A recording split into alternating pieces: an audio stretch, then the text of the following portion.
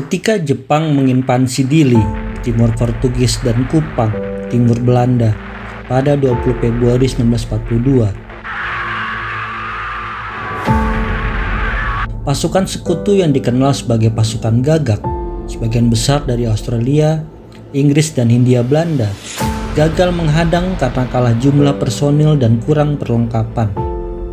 Pasukan Australia yang selamat kemudian mundur ke pegunungan. Dengan segera, mereka putus kontak dengan pusat komando di Darwin, Australia. Namun, mereka tidak menyerah. Mereka mendirikan markas darurat jauh di dalam perut hutan. Mereka melancarkan perang gerilya.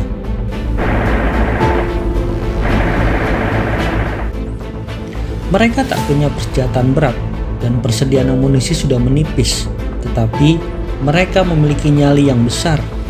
Mereka menyerang desa-desa yang diduduki oleh Jepang. Mereka mengganggu jalur komunikasi Jepang, meledakkan jembatan, dan menangkap patroli Jepang. Medan yang berat di timur memang menawarkan kondisi ideal untuk perang gerilya, tetapi keberhasilan operasi ini dimungkinkan oleh dukungan rakyat timur yang menyediakan makanan dan tempat berlindung, kuda untuk membawa alat berat, bertindak sebagai porter dan pemandu, serta membantu penyergapan. Banyak rakyat timur mengangkat senjata dan bertempur bersama gerilyawan Australia.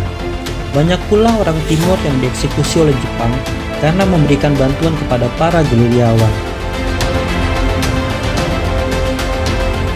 Namun, gerilyawan Australia itu paham bahwa mustahil terus bertempur dengan segala kekurangan. Akhirnya, mereka membuat radio darurat dengan peralatan seadanya. Mereka mencuri generator dan baterai dari mobil tua sebagai sumber listrik. Dan ajaibnya, radio darurat yang kelak dinamakan Winnie the War Winner ternyata berfungsi. Setelah banyak upaya yang memilukan, Kopral Jack Sargent akhirnya sukses mengirim sinyal ke Darwin. Ketika markas besar Angkatan Udara Australia menangkap sinyal itu, semua orang gembira. Namun, kemudian mereka jatuh curiga. Semua stasiun radio militer diperintahkan untuk tidak mengudara demi berjaga-jaga. Mengapa militer Australia curiga? Pasukan gagak di timur telah dianggap kalah, sehingga pesan mendadak ini tampak seperti tipuan khas Jepang yang mencoba menarik lebih banyak tentara Australia ke dalam perangkap. Jadi, untuk menguji kebenaran, mereka mengajukan sejumlah pertanyaan dalam sandi Morse. Hingga pertanyaan itu pun muncul. Siapa nama baptis istrimu, Jack? Joan. Satu kata itu benar-benar ajaib. Dengan cepat, pesan balasan dikirim. Kemudian, pesawat terbang di titik koordinat yang telah disepakati, menjatuhkan persediaan makanan dan amunisi, serta surat untuk para tentara yang terpisah dari dunia sekitar 2 bulan lamanya itu.